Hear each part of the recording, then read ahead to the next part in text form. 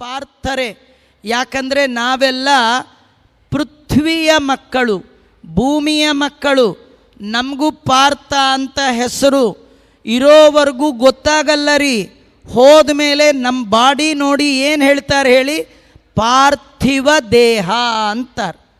ಮೊದಲು ಪಾರ್ಥ, ಈಗ ಪಾರ್ಥ ಇವ.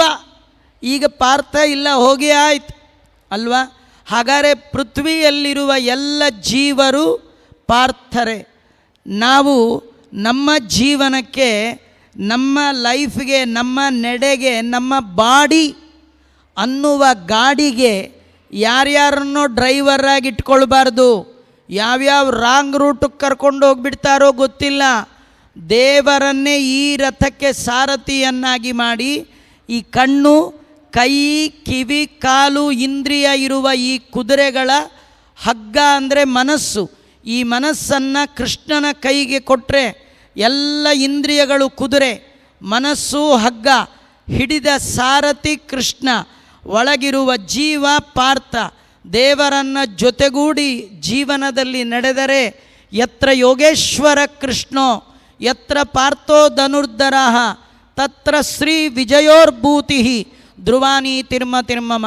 ಜೀವನದಲ್ಲಿ ಜಯ ಬೇಕು ಅಂತ ಯಾರಿಗೆ ಆಸೆ ಇದೆ, ನೀವೆಲ್ಲ ಕೃಷ್ಣನ ಕೈಯಲ್ಲಿ ನಿಮ್ಮ ಕುದುರೆ, ನಿಮ್ಮ ಮನಸ್ಸನ್ನುವ ಹಗ್ಗವನ್ನು ಒಪ್ಪಿಸಿ, ನೀನು ಮುಂದೆ ನಾನು ಹಿಂದೆ ಅಂತ ಹೇಳಿ.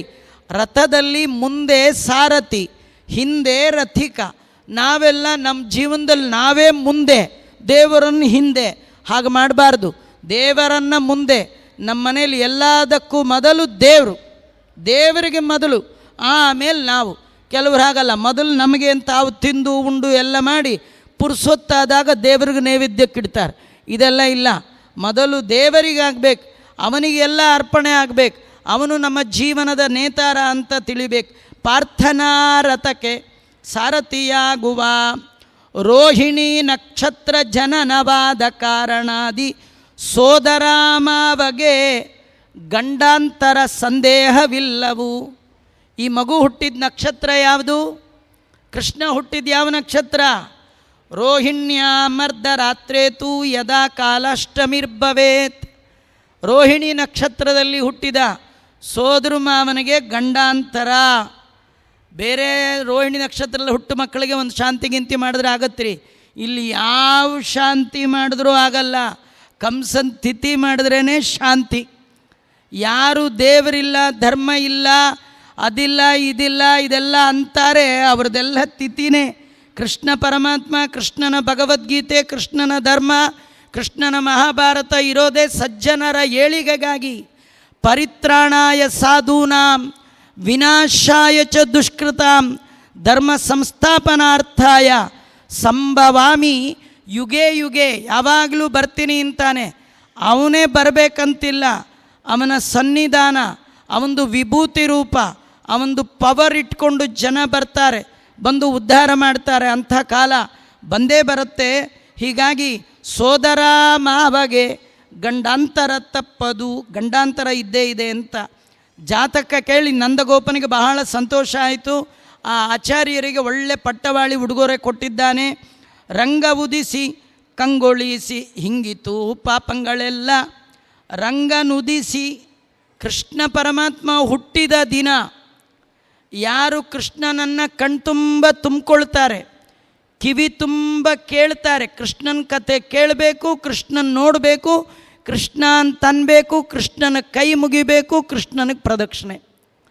ಚಾತುರ್ಮಾಸ್ಯದಲ್ಲಿ ವಿಶೇಷವಾಗಿ ಕೃಷ್ಣಾಷ್ಟಮಿ ಬಂದಾಗ ನೀವು ಎಷ್ಟು ಪುಣ್ಯಾತ್ಮರು ಇಲ್ಲಿರೋರು. ಉಡುಪಿ ಜನ ಅಂದರೆ ಮಿನಿಮಮ್ ಒಂದು 100-120 ಜನ್ಮದಲ್ಲಿ ಪುಣ್ಯ ಮಾಡಿದ್ದಕ್ಕೆ ದೇವರು ನಿಮಗೆ ಇಲ್ಲಿ ಬರ್ತ್ ಕೊಟ್ಟಿದ್ದಾನೆ, ಹುಟ್ಟು ಕೊಟ್ಟಿದ್ದಾನೆ.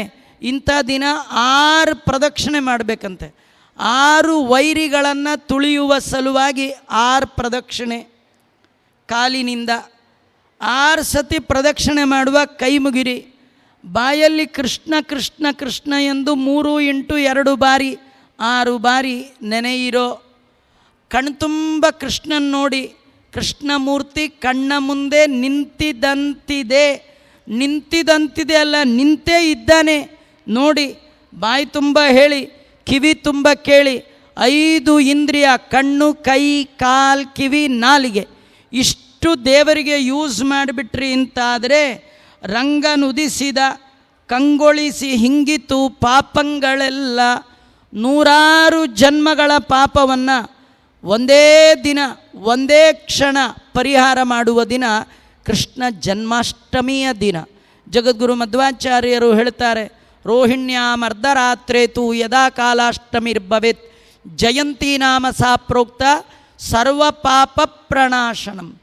ಎಲ್ಲ ಪಾಪಗಳ ಪರಿಹಾರಕವಾದ ಒಂದು ಉತ್ತಮವಾದ ಇಡೀ ಮನುಕುಲ ಆಚರಿಸಲಿಕ್ಕೆ ಯೋಗ್ಯವಾದ ವಿಷ್ಣು ವೈಷ್ಣವ ವ್ರತ ಅದು ಕೃಷ್ಣಾಷ್ಟಮಿ. ಈ ಕೃಷ್ಣಾಷ್ಟಮಿ ಉಡುಪಿಲಿ ಮಾತ್ರ ಅಲ್ಲ, ಕರ್ನಾಟಕದಲ್ಲಿ ಮಾತ್ರ ಅಲ್ಲ, ಭಾರತದಲ್ಲಿ ಮಾತ್ರ ಅಲ್ಲ, ಇಡೀ ಭೂಮಿಯ ಉದ್ದಗಲಕ್ಕೆ ಅಲ್ಲಲ್ಲಿರುವಂಥ ಕೃಷ್ಣ ಭಕ್ತರು ಕೃಷ್ಣಾಷ್ಟಮಿಯನ್ನು ವೈಭವದಿಂದ ಮನಸ್ತುಂಬಿ ಹೃದಯ ತುಂಬಿ ಆಚರಣೆ ಮಾಡ್ತಾ ಇದ್ದಾರೆ. ಕಾರಣ ಕೃಷ್ಣ ಕರ್ಷಣ, ಅವನು ಸಂಕರ್ಷಣ, ಎಲ್ಲರನ್ನೂ ಅಟ್ರ್ಯಾಕ್ಟ್ ಮಾಡುವ ಪರ್ಸನಾಲಿಟಿ ಅವನದು. ಎಲ್ಲರನ್ನೂ ತನ್ನ ಕಡೆಗೆ, ಎಲ್ಲರ ಮನಸ್ಸನ್ನು ತನ್ನ ಕಡೆಗೆ ಸೆಳೆಯುವ ತಾಕತ್ತು ಪಡೆದವ ಕೃಷ್ಣ. ಸಕರನ್ಮನ ಕೃಷ್ಣ ಪದಾರವಿಂದಯೋ, ಮನಕೃಷ್ಣ ಎಲ್ಲರ ಮನಸ್ಸನ್ನು ಅಯಸ್ಕಾಂತದಂತೆ ಸೆಳೆಯುವ ಶಕ್ತಿ ಜಗದೊಡೆಯನಾದ ಕೃಷ್ಣನಿಗಿರ್ತಕ್ಕಂಥದ್ದು. ಆಮೇಲೆ ರಾಮನ ಜಾತಕ ಕೇಳ್ತಾ ಇದ್ದಾರೆ. ಇಷ್ಟೆಲ್ಲ ಆದಮೇಲೆ 8 ದಿನಗಳಾದವು ಚಿಂತಿಸಿ ಅವನ ಯಂತ್ರದಿ ಹೋಲುವ ಹದನಯನಗೆ ತಿಳಿಯದೆಂದರು. ಬಹಳ ಆಶ್ಚರ್ಯ ಆಯಿತು. ಇಷ್ಟೆಲ್ಲ ಆದಮೇಲೆ ಆತನ ಮಂತ್ರಿಗಳು ಅಸುರೆ ಪೂತನೀಯ ಆತ್ಮದಲ್ಲಿ ವಿಷವಧರಿಸಿ ಶಿಶುಗಳಾರಿಸುತ್ತ ಗೋಕುಲಕ್ಕೆ ಬಂದಳು. ಆ ಸಂದರ್ಭದಲ್ಲಿ ಪೂತನ ಅನ್ನುವ ರಾಕ್ಷಸಿ ಅನೇಕ ಮಕ್ಕಳನ್ನು ಸಂಹಾರ ಮಾಡಿ ಮಾಡಿ ಮಾಡಿ ಮಾಡಿ ಬರ್ತಾ ಇದ್ದಾಳೆ.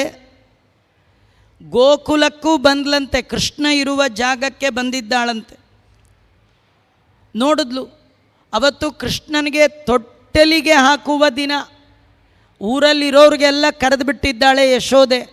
ಬಂಗಾರದ ತೊಟ್ಟಿಲು, ಕಿಂಕಾಪಿನ ವಸ್ತ್ರ, ಹವಳದ ಸರಪಳಿ ಎಲ್ಲ ಹಾಕಿದೆ. ಮುದ್ದಾದ ಕೃಷ್ಣನನ್ನು ಮಲಗಿಸಿದ್ದಾಳೆ. ಕೃಷ್ಣನ ತೊಟ್ಲಿಗೆ ಹಾಕ್ತಾರೆ, ನೋಡೋಣ ಅಂತ ಊರಿನ ಜನ ಎಲ್ಲ ಬಂದಿದ್ದರು. ಇವತ್ತು ಊರಿನ ಜನ ಎಲ್ಲ ಬಂದಿದ್ದಾರೆ. ನಿನ್ನೆ ಎಲ್ಲ ಕೃಷ್ಣನ ಹಾಕಿದ್ರು ತೊಟ್ಲಲ್ಲಿ. ಎಷ್ಟು 2 ಕಣ್ಣು ಸಾಲದು. ಇನ್ನು ಆಗ ಕೃಷ್ಣನ ನೋಡಲಿಕ್ಕೆ ಎಷ್ಟು ಜನ ಬಂದಿರಬೇಡ.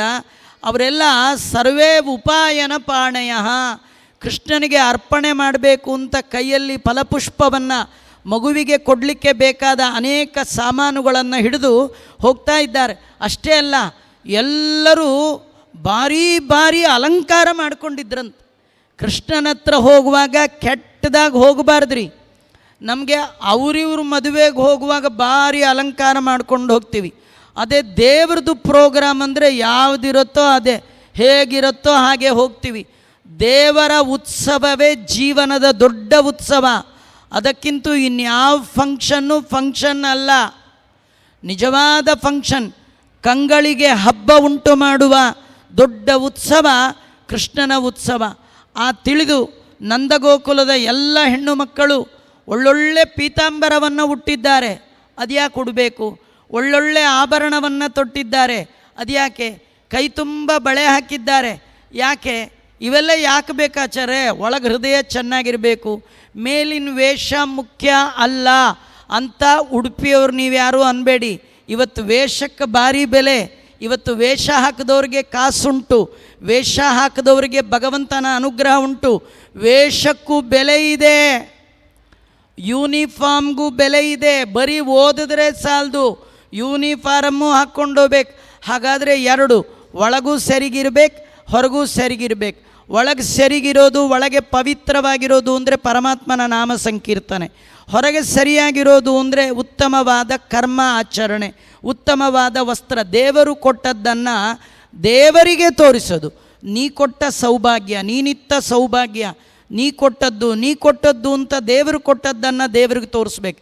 ಕೆಲವರಿಗೆ ಕೊಟ್ಟಿರ್ತಾನೆ, ಕೆಲವರಿಗೆ ದೇವರು ಕೊಟ್ಟಿರ್ತಾನೆ, ತಾವು ತಿನ್ನಲ್ಲ, ಬೇರೆಯವ್ರಿಗೂ ಕೊಡಲ್ಲ. ಬರೀ ಪಾಸ್ಬುಕ್ ನೋಡ್ತಾ ನೋಡ್ತಾ ಪಾಸ್ಡ್ ಅವೇ ಅಂತ ಹೋಗೇ ಬಿಡ್ತಾರೆ. ಇಂದಿರಾರಮಣ ಗೋವಿಂದ ತಾನೂ ತಿನ್ನಲ್ಲ, ಮಂದಿಗೂ ಕೊಡಲ್ಲ. ಅವನು ಒಳ್ಳೆ ಪಂಚೆ ಉಡಲ್ಲ, ಒಳ್ಳೆ ಪ್ಯಾಂಟ್ ಹಾಕಲ್ಲ, ಅವರು ಒಳ್ಳೆ ಸೀರೆ ಉಡಲ್ಲ, ಅದು ಮಡಚಿಟ್ಟು ಹಾಗೆ ಖರ್ಚೀಫಾಗಿ ಅವರು ಕೊಟ್ಟು ಇವರು ಕೊಟ್ಟು ಬಿಸಾಕಿ ಪಾತ್ರೆಯನ್ನು ಕೊಟ್ಟು ಒಂದು ಸ್ಟೀಲ್ ಪಾತ್ರೆ ತೊಗೊಂಡು ಇನ್ಯಾರಿಗೋ ಪ್ರೆಸೆಂಟೇಷನ್ ಮಾಡಿ ಇಷ್ಟೆಲ್ಲ ಅವ್ಯವಸ್ಥೆ. ದೇವರು ಕೊಟ್ಟಾಗ ನಾವೇ ಒಂದಿನ ಹೋಗಿಬಿಡ್ತೀವಿ. ನಾವು ಸಂಪಾದನೆ ಮಾಡಿದ್ದು ಎಲ್ಲಿರತ್ರಿ? ಆದ್ದರಿಂದ ದೇವರ ಉತ್ಸವದಲ್ಲಿ ಉಪಯೋಗಿಸಬೇಕು ಅಂತ ಹೇಳ್ತಾ ಇದ್ದಾರೆ. ಆ ಪೂತನಿ ಕೃಷ್ಣನನ್ನು ಕೊಲ್ಲಬೇಕು ಅಂತ ಬಂದಾಗ ನಂದಗೋಕುಲದ ಹೆಣ್ಣು ಮಕ್ಕಳನ್ನು ನೋಡಿ ಅವಳು ಅಂದ್ಕೊಂಡ್ಲಂತೆ, ನಾವು ಹೀಗೆ ಕೆಟ್ಟದಾಗಿದ್ದರೆ ನನ್ನ ಒಳಗೆ ಬಿಡ್ತಾರೋ ಇಲ್ವೋ ಅಂಥೇಳಿ ಅವಳು ಕೂಡ ಸುಂದರವಾದ ರೂಪವನ್ನು ಧಾರಣೆ ಮಾಡಿದ್ದಾಳೆ. ಸಾರಾವಳಿಯ ನುಟ್ಟು ಸರದ ಮುತ್ತುಗಾಳ ತೊಟ್ಟು ಪುತ್ರರರ ಸುತ್ತ ಗೋಕುಲಕ್ಕೆ ಬಂದಳು. ಯಶೋದೆ ಕೈಯಲ್ಲೆತ್ತಿದ ಶಿಶುವ ಸೆಳೆದುಕೊಂಡು ವಿಷದ ಮೊಲೆಯ ಕೊಟ್ಟಳೆ ಅಸುರ ವೈರಿಗೆ. ಪೂತನಿ ಬಂದದ್ದೇ ಯಶೋದೆ ಕೈಯಲ್ಲಿದ್ದ ಮಗುನೇ ಇಸ್ಕೊಂಡು ಬಿಟ್ಲು. ಅವಳೇನು ಬಂದವರೆಲ್ಲ ಮಗುನ ಕೇಳ್ತಿದ್ರು ಅಲ್ವಾ? ಮಗು ಮುದ್ದಿದ್ರೆ ಮುದ್ದಾಡಲಿಕ್ಕೆ ನಮ್ಮದೇ ಆಗಬೇಕಂತಿಲ್ಲ ರೀ, ನಮ್ಮ ಮಗುನೇ ಆಗಬೇಕು ಅಂತಿಲ್ಲ. ಯಾವುದೇ ಒಂದು ಮಗು ಅದೊಂದು ನವಲ್ಗೆರಿ ಸಿಕ್ಕಿಸ್ಕೊಂಡು ತಲೆಗೊಂದು ಪಟ್ಟೆ ಸುತ್ಕೊಂಡು ಬಂದುಬಿಟ್ರೆ ಸಾಕು, ಆ ಮಗುನ ಎತ್ಕೋಬೇಕು ಅಂತ ಅನಿಸತ್ತೆ. ಇನ್ನು ಸ್ವಯಂ ಕೃಷ್ಣ ನೋಡಿ, ನಮ್ಮ ಮಕ್ಕಳಿಗೂ ಆ ಮಗುಗೂ ಒಂದೇ ವ್ಯತ್ಯಾಸ ಏನಂದರೆ, ಕೃಷ್ಣನ ಬಗ್ಗೆ ದಾಸರು ಹೇಳುವಾಗ ಮುದ್ದು ಸುರಿಯುವ ಮುಖವನೇ, ದೇವರ ಮುಖದಲ್ಲಿ ಮುದ್ದು ಸುರಿತಾ ಇತ್ತಂತ. ನೀವು ನಮ್ಮ ಮಕ್ಕಳಿಗೆ ಎಂಥ ಡ್ರೆಸ್ ಹಾಕಿದ್ರೂ ಮುದ್ದು ಸುರಿಯಲ್ಲ, ಮೂಗು ಸುರಿಯತ್ತೆ. ಕೃಷ್ಣನ ಮೂಗು ಸುರಿತಿರಲಿಲ್ಲ, ಮುದ್ದು ಸುರಿಯುವ ಆ ತುಟಿ, ಆ ಕೆನ್ನೆ, ಆ ಕಣ್ಣು, ಆ ಗುಂಗುರು ಕೂದಲು, ಆ ಕಣ್ಣಿನ ನೋಟ, ಏನು ಎಷ್ಟು ವರ್ಣನೆ ಮಾಡಿದ್ರೂ ಕಡಿಮೆ. ಹಾಗಾಗಿ ಯಾರು ನೋಡಿದ್ರೂ ಒಂದು ಸತಿ ಮಗುನ ಎತ್ಕೋಬೇಕು ಅಂತ ಅನ್ನಿಸ್ತಿತ್ತು. ಒಂದು ನಿಮಿಷ ಕೃಷ್ಣನ ನೋಡುವಾಗಲೇ ಈ ಭಕ್ತಿ ಭಾವ ಬರೋದಾದರೆ ಆ ಕೃಷ್ಣನ ನೀವೇ ಹಿಡ್ಕೊಳ್ಳಿ ಅಂತ ಕೊಟ್ಬಿಟ್ರೆ ಅಲ್ವಾ ಸಿಗತ್ರಿ. ಏನು ಯೋಚನೆ ಮಾಡಬೇಡಿ. ಯಾರ್ಯಾರಿಗೆ ಕೃಷ್ಣನ ಮುಟ್ಟಬೇಕು ಅಂತ ಆಸೆ ಇದೆ, ಸೀದಾ ಬಸ್ ಹತ್ತಿ ಪಂಡ್ರಾಪುರಕ್ಕೆ ಹೋಗಿ ಈ ಸೇಮ್ ಕೃಷ್ಣ ಅಲ್ಲಿ ಸೊಂಟದ ಮೇಲೆ ಕೈ ಇಟ್ಕೊಂಡು ಬನ್ನಿ, ಅದು ಯಾರ್ಯಾರು ಬರ್ತೀರಿ, ಅದು ಎಷ್ಟು ಮುಟ್ತೀರಿ ನೋಡೇ ಬಿಡ್ತೀನಿ, ಅಲ್ಲಿ ಹೋಗಬೇಡಿ ಇಲ್ಲಿ ಬನ್ನಿ ಅಂತ ಕರೀತಾ ಇದ್ದಾನೆ. ಒಂದು ಚಿಕ್ಕ ಕೃಷ್ಣ, ಒಂದು ಮಿಡ್ಲೇಜ್ ಕೃಷ್ಣ, ಒಂದು ದೊಡ್ಡ ಕೃಷ್ಣ. ಅದು ಚಿಕ್ಕ ಕೃಷ್ಣ ಇವನು ಒಳಗಿದ್ದಾನು, ಚೇಷ್ಟೆ ಮಾಡ್ತಾನೆ ಅಂತ ಒಳಗೆ ಹಾಕಿಬಿಟ್ಟಿದ್ದಾರೆ. ಇವನು ಚೇಷ್ಟೆ ಎಲ್ಲಿ ಹೊಟ್ಟೋಗುತ್ತೋ ಮಗು ಅಂತ ಹೇಳಿ ಒಳಗೆ ಹಾಕಿಬಿಟ್ಟಿದ್ದಾರೆ. ಇನ್ನೊಬ್ಬ ಮಿಡ್ಲ್ ಕೃಷ್ಣ, ಅವನು ಪೌಗಂಡ ವಯಸ್ಸು, ಅದು ಯಾವುದಂದರೆ ವಿಠ್ಠಲ. ಇನ್ನೊಬ್ಬ ದೊಡ್ಡ ಕೃಷ್ಣ, ಅವನು ತಿರುಪ್ತಿಲಿ ನಿಂತಿದ್ದಾನೆ, ಹತ್ರನೇ ಬರಬೇಡ ಅಂತಾನು. ಅವನು ಹತ್ರ ಹೋಗಿ ಇವನಾದರೂ ಪರವಾಗಿಲ್ಲ, ಒಂದು ನಿಮಿಷನಾರು ಬಿಡ್ತಾರ್ರಿ, ನೋಡ್ತಾ ಹೋಗಿ ಅಂತನಾರು ಹೇಳ್ತಾರೆ. ಅಲ್ಲಿ ನೋಡ್ತಾ ಗಿಡ್ತಾ ಶಬ್ದ ಇಲ್ಲ, ಒಂದೇ ಶಬ್ದ, ಪದಂಡಿ ಅಂತಾರೆ, ಹೊರಗೆ ಹೋಗಿ ಅಂತಾರೆ, ನೋಡಿ ಅಂತ ಹೇಳೋದೇ ಇಲ್ಲ. ಕೆಲವರು ತಿಮ್ಮಪ್ಪನ ಹತ್ರ ಹೋಗ್ತಾ ಇರೋ ಹಿಂಗೆ ಹೋಗಿರ್ತಾರೆ, ಗೋವಿಂದ ಗೋವಿಂದ ಅಂದ್ಕೊಂಡು ಹೋಗಿರ್ತಾರೆ ರೀ. ದೇವ್ರ ಹತ್ರ ಹೋಗುವಾಗ ಆ ಕಡೆ ಈ ಕಡೆ ನೋಡ್ತಾರೆ, ಯಾಕಂದರೆ ನಮ್ಮನ್ನು ಯಾರು ಎಳಿತಾರೋ ಅಂತ. ಅಲ್ಲ, ಅಲ್ಲಿರೋದೇ ಎಳಿಯಕ್ರಿ, ಅವ್ರಿಗೆ ಪೋಸ್ಟೇ ಎಳೆಯೋದು. ನೀವು ನೋಡಿದ ತಕ್ಷಣ ಎಳೆದು ಹಾಕ್ಬಿಡ್ತಾರೆ. ನೀವು ದೇವ್ರು ನೋಡಿದ್ದೇ ಇಲ್ಲ, ಮಿಸ್ ಆಯಿತು. ನೀವು ಮತ್ತೆ ದೇವ್ರು ನೋಡಬೇಕಂದ್ರೆ ಎಷ್ಟು ಕಷ್ಟ ರೀ, ಎಷ್ಟು ಕ್ಯೂನಲ್ಲಿ ಬರಬೇಕು. ನೀವು ಆ ಕಡೆ ಕಡೆ ನೋಡಬೇಡಿ. ಜಯ ವಿಜಯರಿಂದ ಹೊರಟ್ರೆ ಶ್ರೀನಿವಾಸನ ಮೇಲೆ ನಿಮ್ಮ ಕಣ್ಣಿರ್ಬೇಕು, ನೋಡ್ತಾ ಹೋಗ್ಬೇಕು. ಅವನು ಒಂದೇ ಒಂದು ಕ್ಷಣ ನಮಗೆ ಅವನಿಗೆ ಭೇಟಿ. ಅಂಥದ್ರಲ್ಲಿ ಆ ಭಗವಂತ ಸಿಕ್ಕಾಗ ಅವನು ಎತ್ಕೊಳ್ಳುವಂತಹ ಯೋಗ ಸಿಕ್ಕರೆ ಯಾರು ಬಿಡ್ತಾರ್ರಿ? ಬಂದವರೆಲ್ಲ ಗೋಕುಲದವರು ಕೃಷ್ಣನ ಒಮ್ಮೆ ಎತ್ಕೊಳ್ಳೋದು, ಆ ತಲೆಗೆ ಎಣ್ಣೆ ಅರ್ಶಿನ ಹಚ್ಚೋದು, ಕೆನ್ನೆ ಹೀಗೀಗೆ ಮಾಡೋದು, ತೊಟ್ಲಲ್ಲಿಡೋದು, ತೂಗೋದು, ಆಮೇಲೆ ಮಗು ಕೈಗೇನೋ ಕೊಡೋದು, ಹೋಗೋದು. ಈ ಪ್ರೋಗ್ರಾಮ್ ಬಂದವ್ರದ್ದೆಲ್ಲ ಇದೇ ಪ್ರೋಗ್ರಾಮ್. ಹಾಗೆ ಇವಳು ಬಂದಳು ಪೂತನೆ, ಆ ಮಗುನ ಎತ್ಕೊಂಡ್ಳು. ಇವಳು ಕೇಳಲೇ ಇಲ್ಲ, ತೊಡೆ ಮೇಲೆ ಹಾಕ್ಕೊಂಡ್ಳು, ಹಾಲು ಕೊಟ್ಟುಬಿಟ್ಲು. ಕೃಷ್ಣ ಪರಮಾತ್ಮ ಕುಡ್ದೇ ಬಿಟ್ಟ. ಅಲ್ಲ, ಬೇರೆ ಮಕ್ಕಳೆಲ್ಲ ಕುಡಿದ್ರು ಗೊತ್ತಿಲ್ಲ, ಕುಡ್ಕೊಳ್ಳಿ ಸಾಯ್ಲಿ. ಕೃಷ್ಣ ಸರ್ವಜ್ಞ, ಅವನಿಗೆ ಇವಳದು ವಿಷ ಹಾಲು ಗೊತ್ತಿಲ್ವಾ? ಜಗನ್ನಾಥದಾಸರು ಎಂಥ ಅದ್ಭುತವಾದ ಉದಾಹರಣೆಗೆ ಈ ಕಥೆಯನ್ನು ಆಯ್ಕೆ ಮಾಡಿಕೊಂಡಿದ್ದಾರೆಂದರೆ, ಪೂತನಿ ಕೊಟ್ಟ ವಿಷದ ಹಾಲನ್ನೇ ಇಷ್ಟು ಪ್ರೀತಿಯಿಂದ ಕೃಷ್ಣ ಕುಡಿತಾ ಇದ್ದಾನೆ ಅಂದ ಮೇಲೆ, ಬಿಡುವನೇ ನಾವಿತ್ತ ಕರ್ಮ ಫಲವ, ನೀವು ಮಾಡಿದ್ದು ಎಲ್ಲವನ್ನು ಅದು ಒಳ್ಳೇದಿದೆಯೋ ಕೆಟ್ಟದ್ದಿದೆಯೋ ಮಿಸ್ಟೇಕ್ ಇದೆಯೋ ರೈಟ್ ಇದೆಯೋ ರಾಂಗ್ ಇದೆಯೋ ಅದು ಡಿಸೈಡ್ ಮಾಡಲಿಕ್ಕೆ ನೀವು ಹೋಗಬೇಡಿ. ಏನು ಮಾಡ್ತೀರ ಅದೆಲ್ಲ ಕೃಷ್ಣಾರ್ಪಣ ಕೃಷ್ಣಾರ್ಪಣ ಕೃಷ್ಣಾರ್ಪಣ ಕೃಷ್ಣಾರ್ಪಣ ಕೃಷ್ಣಾರ್ಪಣ.